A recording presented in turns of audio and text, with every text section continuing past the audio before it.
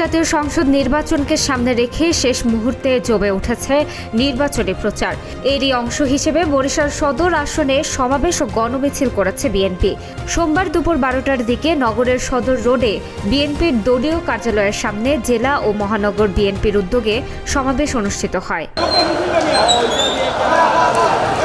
সমাবেশে প্রধান অতিথির বক্তব্যে বরিশাল সদর আসনে বিএনপি মনোনীত ধানের শীষ প্রতীকের প্রার্থী অ্যাডভোকেট মুজিবুর রহমান সারওয়ার বলেন, শোককে শক্তিতে রূপান্তর করে জাতীয় সংসদ নির্বাচনে বিএনপিকে বিজয়ী করতে হবে। ওই সময় তিনি দলীয় নেতা কর্মীদের ঐক্যবদ্ধভাবে কাজ করার আহ্বান জানান।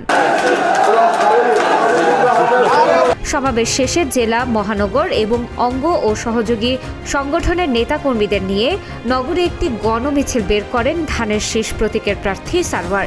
মিছিলটি নগরের প্রধান সড়ক প্রদক্ষিণ করে পুনরায় বিএনপির দলীয় কার্যালয়ের সামনে গিয়ে শেষ হয়। গণমিছিলকে কেন্দ্র করে নগরের সদর রোডে বিএনপির কার্যালয়ের সামনে খণ্ড খণ্ড মিছিল নিয়ে জড়ো হন নেতাকর্মীরা। বরিশালের 6টি সংসদীয় আসনে 36 জন প্রার্থী প্রতিদ্বন্দ্বিতা করছেন। এর মধ্যে বরিশাল সদর আসনে প্রতিদ্বন্দ্বী প্রার্থী 5 জন।